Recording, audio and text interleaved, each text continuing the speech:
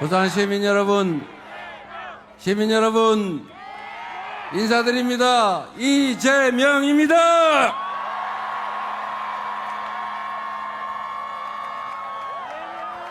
시민 여러분, 정치를 왜 하겠습니까?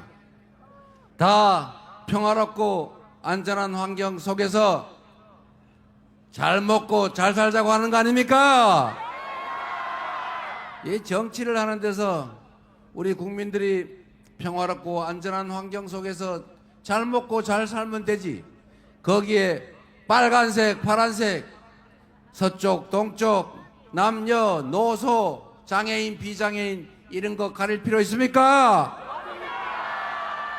가치가 어떻든 이념이 어떻든 그런 것은 생각하는 사람 생각하면 되고, 현실이 중요한 정치에서는 국민들의 더 나은 삶을 만들어내고 나라의 미래를 더 빛나게 하는 거, 그게 바로 정치의 본질적인 역할 아니겠습니까?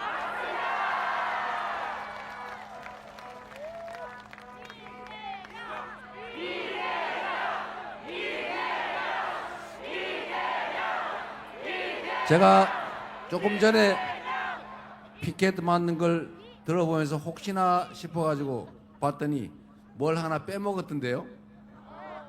제가 해사법원도 유치한다고 하지 않았습니까? 뭐 인천에 해야지 부산에 하느냐 그러는데, 앞으로 해양 물류 산업이 발전하면 관련 사건이 얼마나 많을 텐데 꼭 우리나라에 해사법원 한 개만 해가지고 되겠어요?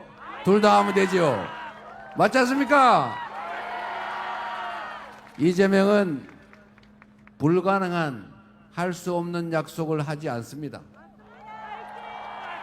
제가 성남시장 2번, 경기지사 1번을 하면서 제가 하기로 약속한 거 95% 전후로 다 약속 지켰습니다, 여러분.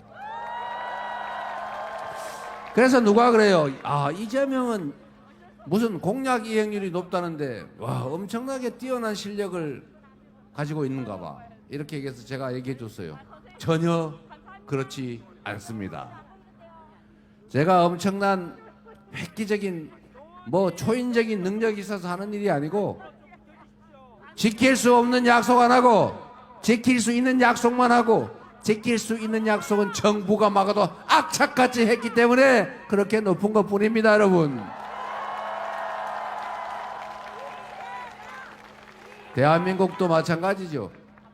부산도 제가 말씀드리지만 국가정책이란 내년, 2년 후, 3년 후 그것도 중요하죠. 그러나 장기 국가 발전 계획이 있어야 될 것 아닙니까?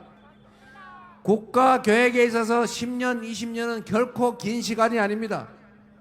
이재명 시장이 성남시장 처음 당선됐을 때가 빚이 5천억이니 7천억이니 그랬는데 딱 8년 만에 전국에서 가장 살만한 도시로 완전히 바뀌지 않았습니까? 도시 기본 계획을 해도 10년, 20년 후 계획을 해요.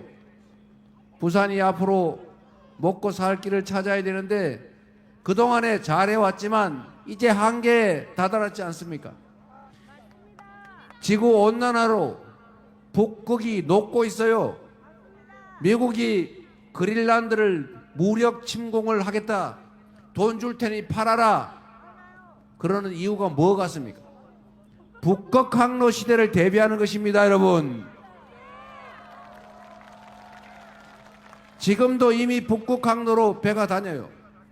점점 항행 가능 일수가 늘어나고 있고, 앞으로 10년 이내 30년대 중반이면 북극 항로가 활성화될 겁니다. 10년, 15년 후를 내다보지 않으면 그때 가서 준비하면 이미 중국 업체, 일본 업체가 전부 다 차지하고 난 다음에 숟가락 들고 달려들면 누가 기회를 줍니까, 여러분? 지금부터 준비해야 됩니다, 여러분. 여러분, 누가 그거 아직 멀었는데 이런 소리 하고 있던데, 멀기는 뭐가 뭡니까? 바로 눈앞입니다. 지금부터 준비해야 10년, 15년 후에 그 북극 항로 시대를 대비할 수가 있어요. 그래서 여러분, 북극 항로를 대비해서 대한민국의 해양산업, 수산산업, 북극 항로를 키우기 위해서 제가 약속하지 않습니까? 해수부를 유일하게 정부 부처 중에 다 모여 있어야 되지만 해수부는 반드시 부산으로 신속하게 옮긴다고 하지 않습니까, 여러분? 해수부만 가지고 부족하지요. 관련 해운 회사들이 와야죠.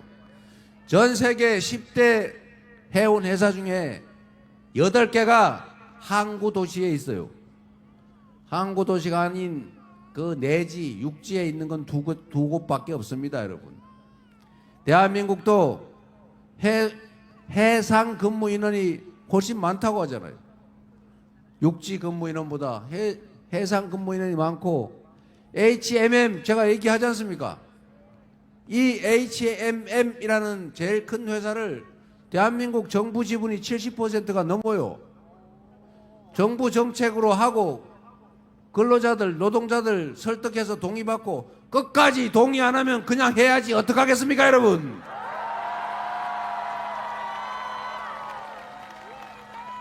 그리고 이것 가지고 부족해서 자꾸 산업은행 얘기하던데 지금 3년 동안 됐어요, 안 됐어요? 대통령 권력을 가지고도 못하지 않습니까? 맨날 거기 매달려 가지고 누구 원망하면서 그러고 있을 겁니까? 산업은행은 부산에 특화되어 있지 않잖아요. 그래서 여러분, 투자, 금융에 문제가 있다고 하니까 아예 부산에 동남투자은행 하나 만들어서 해양 물류산업, 배후산업 지원할 수 있도록 국책은행을 하나 만들도록 하겠습니다.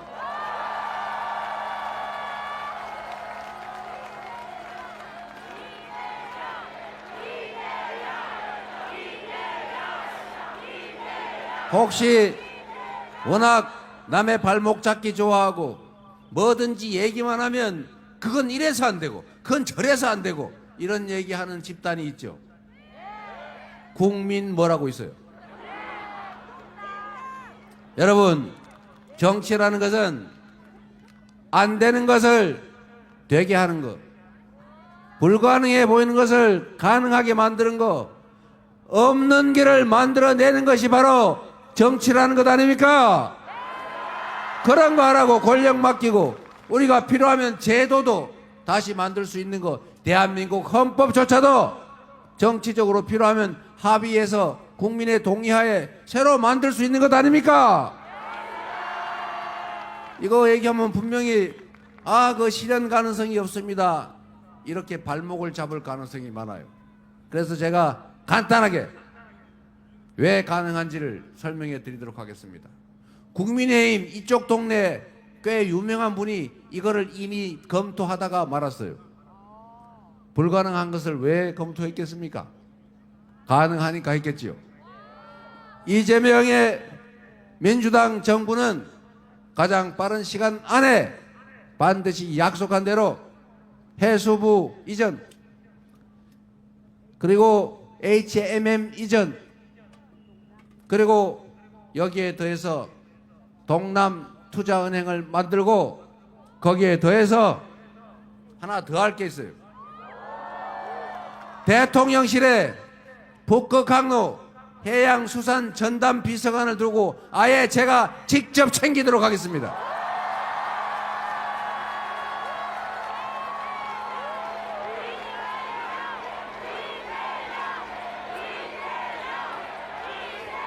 그리고 여러분, 제가 부산 시민들 표를 얻기만 하겠다는 목적으로 이런 얘기를 하는 게 아닙니다. 부산은 대한민국 제2의 수도 아닙니까? 그리고 국토는 균형 발전을 해야 돼요. 지금 대한민국은 수도권 1극 체제 때문에 성장 발전에 한계에 도달했어요. 지금처럼 서울, 경기, 인천에 이렇게 많이 모이고 끊임없이 밀집하면 과밀 때문에 더 이상 성장 발전할 수 없는 단계에 이미 이르렀습니다.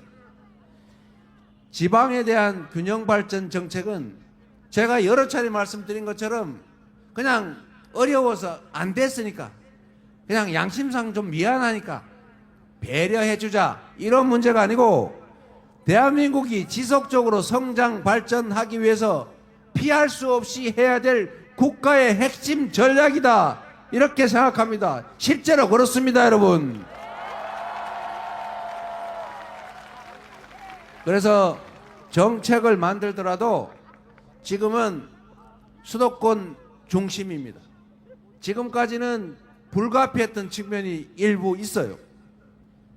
우리가 해방된 식민지 중에 유일하게 산업화 민주화에 성공한 나라인데 독재를 겪으면서 사실은 국가가 나서가지고 한정된 재원, 한정된 자원과 기회를 골고루 나누면 흐지부지 되니까 한 곳으로 몰빵을 했어요.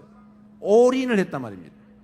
예를 들면 수도권에, 지방 중에서는 전라도는 빼고 경상도에, 그리고 기업들 중에서는 몇 곳에 아는 대기업에게, 그리고 사람들도 잘 배우고 잘난 몇몇에 특혜를 줬죠. 이렇게 한 곳으로 몰아가지고 처음에는 성공을 했습니다. 그래서 국가 전체의 부가 커지면서 그 몰빵에서 제외된 사람들은 좀 콩고물, 낙수 이런 걸로 혜택을 보며 살았어요. 그런데 이게 국제 경쟁이 심화되고 우리도 어느 정도 먹고 살만해지면서 이런 방식으로는 더 이상 정상적인 성장이 불가능하게 됐습니다. 이 점을 국제기구들 그리고 노벨상을 받은 수없이 많은 경제학자들이 지적을 했어요. 앞으로 지속적으로 성장하기 위해서는 지금처럼 몰빵을 해가지고는 양극화가 심해가지고는 불평등 격차가 심해가지고는 지속적으로 성장률이 하락할 수밖에 없으니 성장의 기회와 성장의 결과를 공평하게 나누어야 지속 성장의 길이 생긴다. 이거를 우리는 포용 성장이라고 부른다. 각국 지도자들이여 우리가 권고하는 대로 해라. 이렇게 말한 지가 이미 십수년이 넘었습니다, 여러분. 그런데 우리나라는 성장의 기회와 성장의 결과를 좀 골고루 나누자. 그러면 이재명 같은 사람이 얘기하면 저 빨갱이다, 사회주의자다 이렇게 비난하지 않았습니까? 그런데 드디어 더 이상 견딜 수 없는 상황에 우리가 도달한 것입니다. 그래서 이제는 똑같은 국가 재정을 배분을 해도 수도권에서 거리가 멀면 멀수록 더 인센티브를 주고 정책을 수립하더라도 지방의 수도권과 동등하게 또는 오히려 억강부약 정신에 따라서 지방에 더 많은 정책적 배려를 해야 됩니다. 그래야 대한민국 경제가 다시 살아날 수 있다. 그리고 지속적으로 성장하는 길이 생긴다. 맞습니까, 여러분?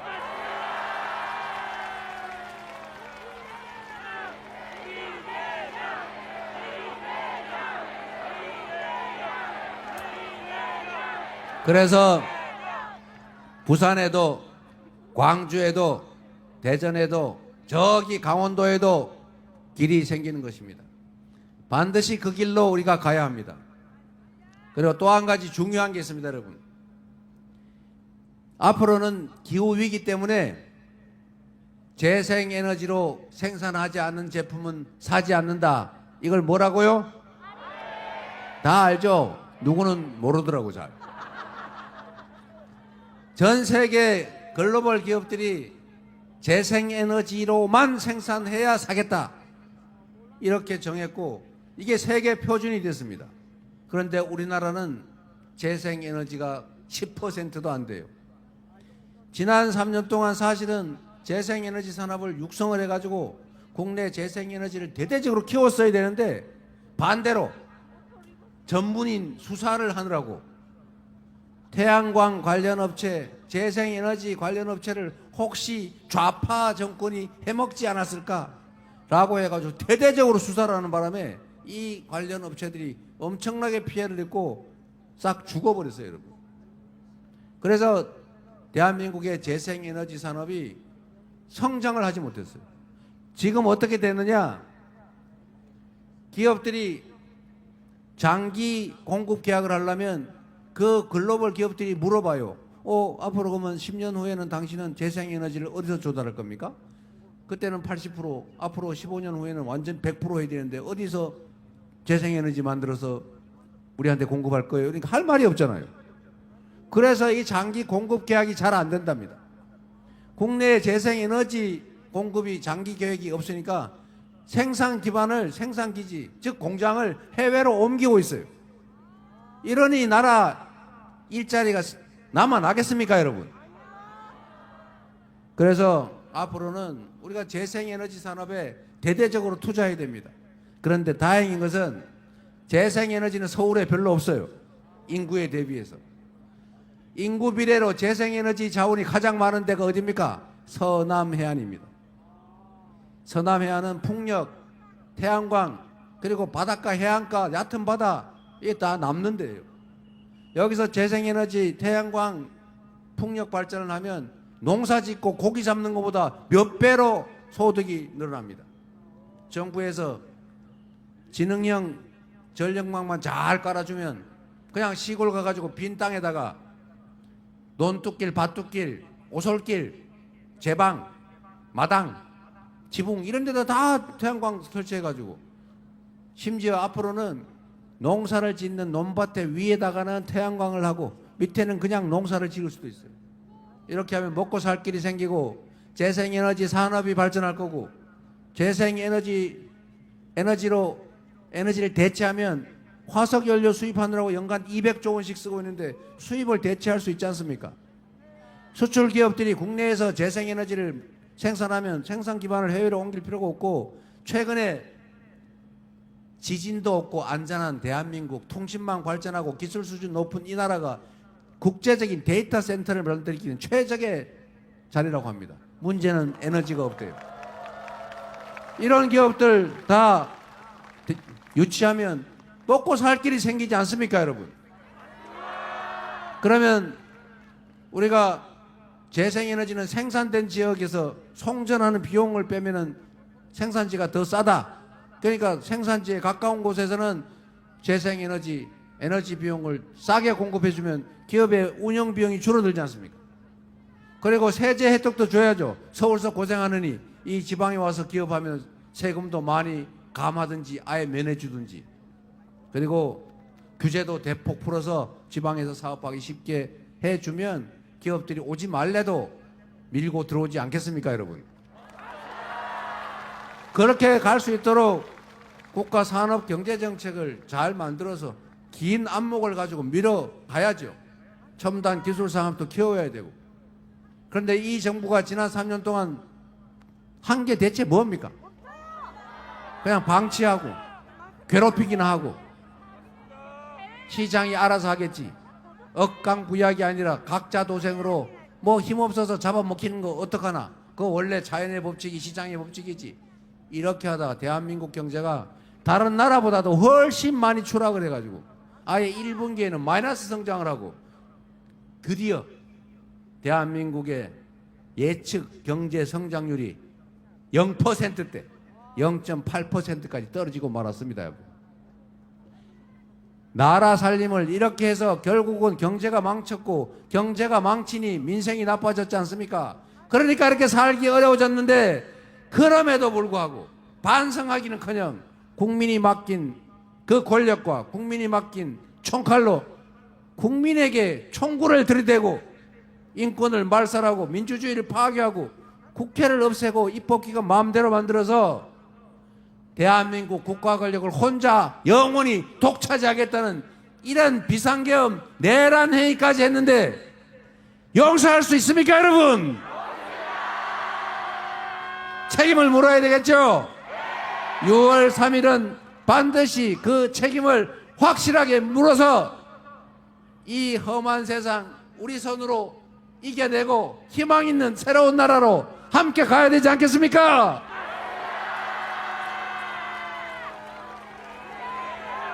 이재명!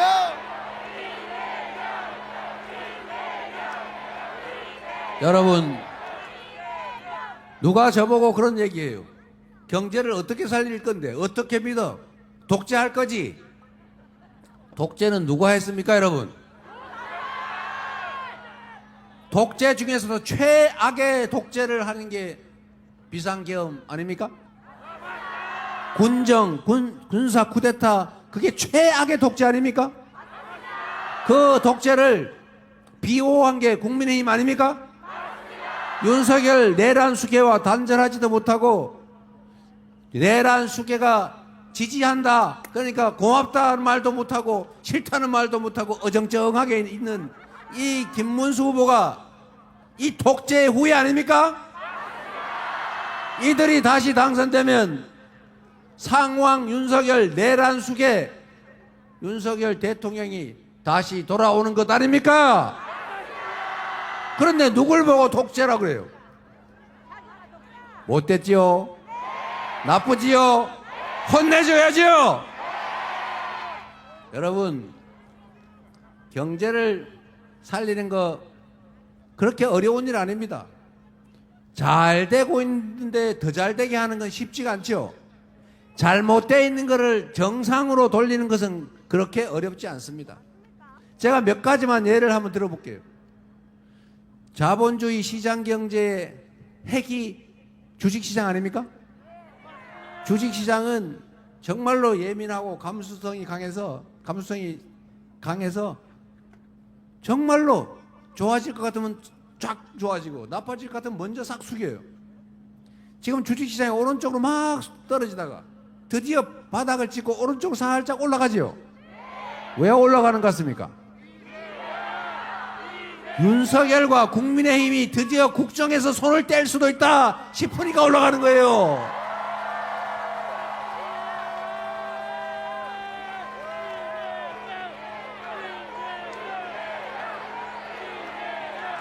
주식시장이, 우리나라 주식시장이 전 세계에서 후진국, 개발도상국보다 주가가 낮아요.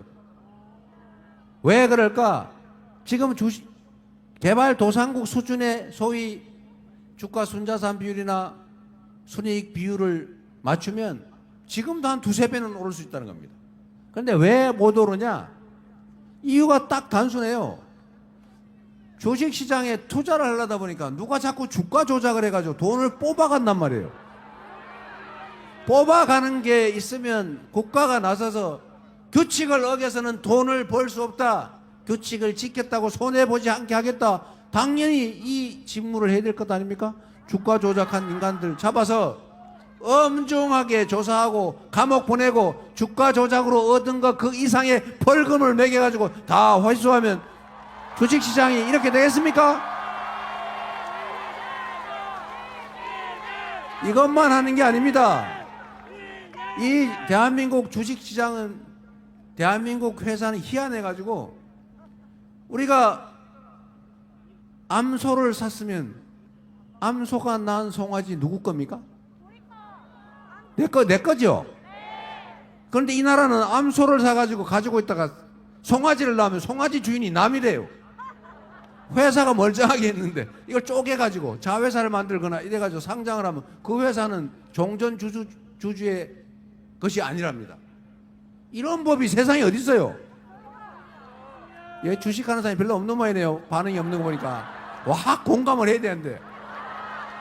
근데 여러분, 지금 이러고 있지 않습니까? 이런데 어떻게 우량주를 장기 투자합니까?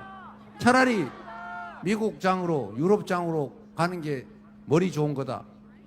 국장, 국내 시장 탈출은 지능순, 이런 얘기 해가면서 젊은이들이 해외로 빠져나가잖아요. 그러니까 이걸 정상화하면 또 주가가 정상화되지 않겠습니까? 상법을 개정해가지고 그런 짓 못하게 만들어서 우리가 국회에서 열심히 통과시켜놨더니 처음에 상법 개정하겠다고 설레발은 열심히 풀었던 그 국민의힘이 거부권 행사하라고 건의를 해가지고 그 권한 대행들이 거부권 행사해서 없어져 버렸잖아요. 우리 민주당이 집권을 하면 이재명이 거부권을 행사하는 게 아니라 지금보다 훨씬 더 공정하고 센 상법 개정안 만들어서 오라고 시켜가지고 얼른 사인해버리겠습니다.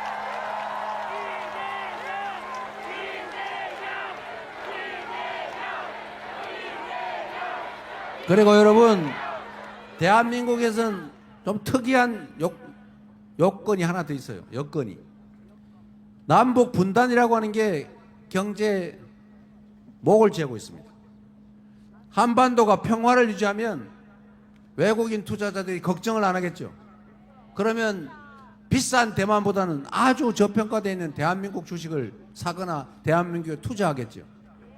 그런데 이 어떻게 된 판이 정부가 나서가지고 북한을 자꾸 찝쩍찝쩍 해가지고 강대강 대치를 해가지고 자꾸 도발을 시킨단 말이에요.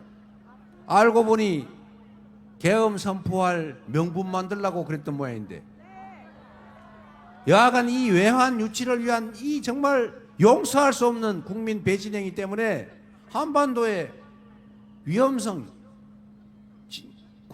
국지전이 혹시 발생할지도 모른다는 그런 위험성이 생기니까 외국인 투자를 망설이거나 빼가지 않습니까? 그래서 코리아 디스카운트. 그런데 만약에 여러분, 대한민국은 국방비가 1년 국방비가 북한의 2년 국민 총생산하고 맞먹습니다, 여러분. 거기다가 강력한 한미 안보 동맹이 있잖아요. 그러면 안보가 뭡니까, 여러분? 싸워서 막 피 질질 흘리고 다 부서지고 왕창 살상 당한 다음에 이기는 거 좋습니까? 싸우지 않고 이겨야죠. 싸우지 않고 이기는 것보다 더 좋은 게 싸울 필요가 없이 평화롭게 사는 거 아닙니까? 그러니까 이렇게 우리가 국방력도 강하고 세계 5위의 군사력을 자랑하니까 겁주고 막 덤벼봐. 그래가지고 약 올리고 이렇게 한판 붙으려고 하는 게 아니고, 이 강력한 대북 억지력, 국방력을 기반으로 점잖게 소통하고 대화하고 협력하고 이 양온 전략을, 강온 전략을 적절히 섞어서 평화롭게 서로에게 이익되게 그렇게 가야 되는 것 아닙니까? 지금처럼 이렇게 강대강으로 막 부딪혀가지고 우리는 그 저질 삐라 보내고 저쪽에서는 오물 보내고 서로 막 비방방송하고 유치하게, 그게 뭡니까? 남들이 대한민국을 뭘로 보겠어요? 이런 것만 안 하더라도 대한민국 주가가 오르지 않겠습니까? 그래서 지금 환율도 떨어지고 주가도 슬쩍 쭉 떨어지다가 오르고 있지 않습니까? 민주당이 여러분의 적극적인 참여 투표로 이번 대선에서 이기면, 이재명 정부가 들어서면 그 자체만으로 주가가 더 오르지 않겠습니까, 여러분?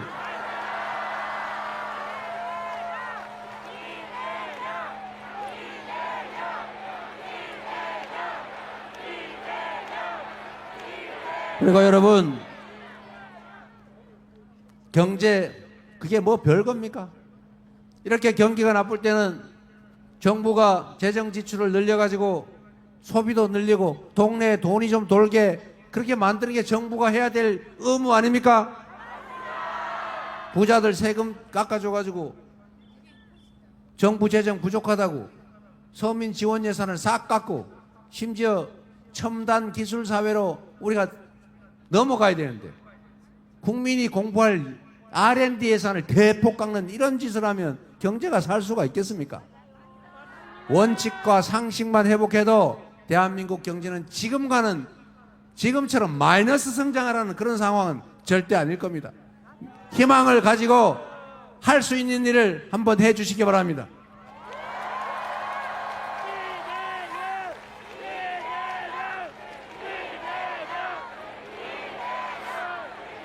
그리고 여러분, 정치는 우리의 이 위대한 국민들의 역량을 하나로 모아서 모두가 함께 잘 사는 더 나은 세상을 만드는 것 아닙니까? 정치인들은 편을 나눌 수가 있죠. 파란 당, 빨간 당 나눠서 싸우더라도 우리 국민들이 빨간 국민, 파란 국민으로 나눌 필요 있습니까? 머슴들은 편을 나눌 수 있어요. 주인은 하나입니다. 머슴들 빨간 머슴이 잘하면 상 주고 파란 머슴이 잘하면 거기다 상 주고 그러면 더 잘하는 쪽에 더 많이 주고 그런데 영 아니다 싶으면 혼내고 진짜 아니면 자르고 이렇게 해서 잘하기 경쟁을 해야 진짜 정치가 되는 것 아닙니까?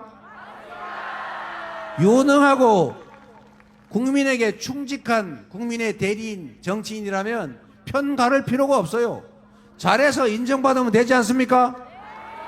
빨간 옷 입었든 파란 옷 입었든 국민을 더 잘 살게 하고 더 안전하게 하고 더 평화로운 나라를 만들면 지지하고 응원하고 다음에 기회를 또 주지 않겠습니까?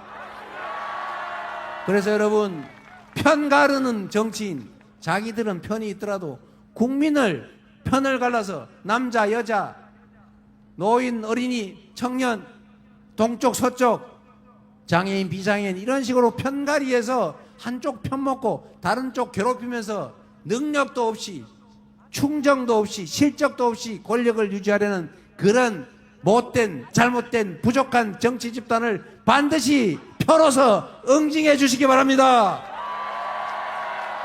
그게 바로 6월 3일 대통령 선거 아니겠습니까? 대통령은 국민을 통합해야 되는 존재입니다. 대통령은 한쪽 편을 들어서 대통령이 되었을지라도 대통령이 된 순간부터는 모든 국민을 대표해야죠. 모든 국민을 동등하게 대하고 동등하게 기회를 주고 학대하거나 특혜를 주거나 하지 말아야 됩니다. 특히 편가르기는 절대로 해서는 안 된다. 맞습니까? 반쪽만에 기반한 반쪽 대통령 우리 민주당은 이재명 후보는 원치 않습니다. 민주당의 이재명 대통령 후보는 대통령이 되면 대통령답게 국민을 크게 통합하는 그런 책임자의 역할을 다하겠습니다. 여러분 이재명! 이재명!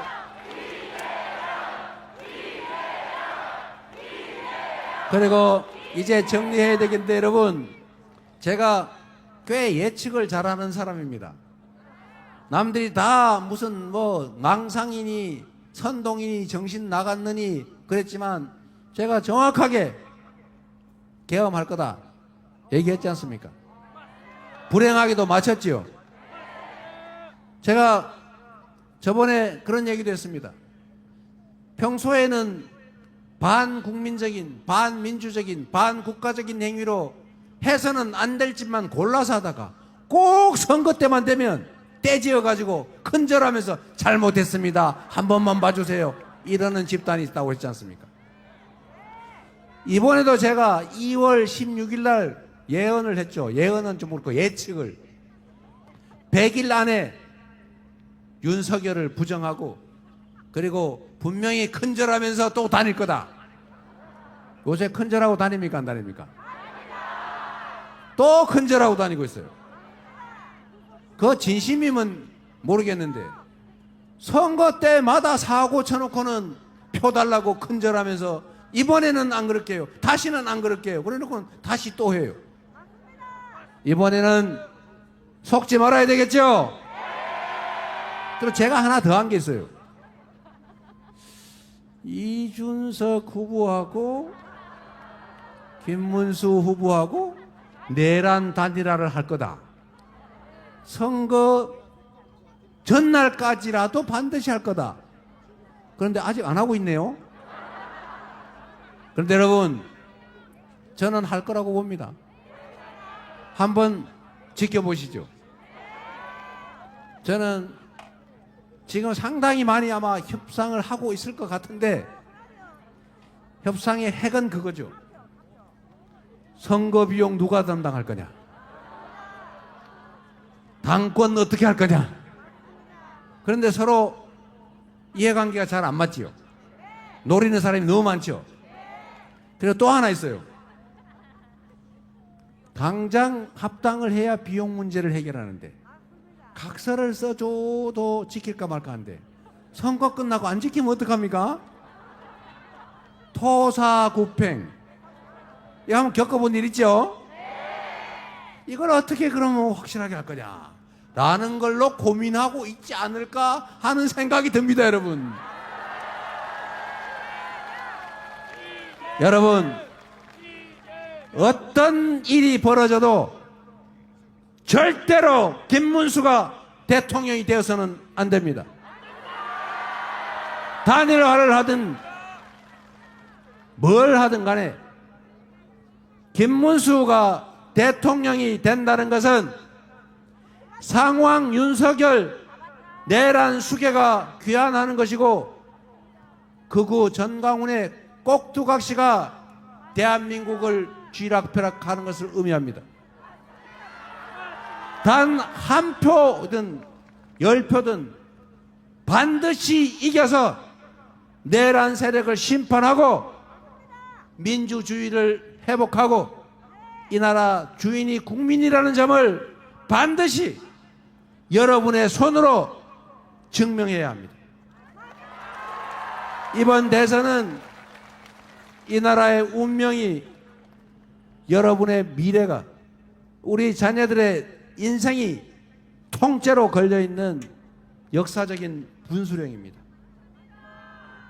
이재명이 되느냐 김문수가 되느냐가 아니라 망할 것이냐 흥할 것이냐, 과거로 되돌아가서 영원히 퇴락해서 군사 쿠데타가 빈발하는 후진국으로 전락할 것인지 다시 회복해서 전 세계에 선망받는 선도적인 대한민국으로 거듭날 것이냐, 이게 결정되는 역사적인 대회전입니다.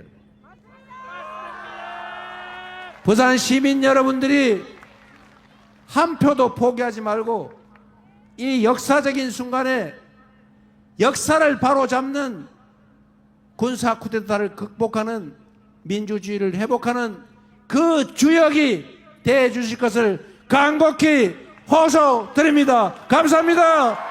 반드시 이깁시다. 반드시 승리합니다. 이재명 대통령 후보였습니다.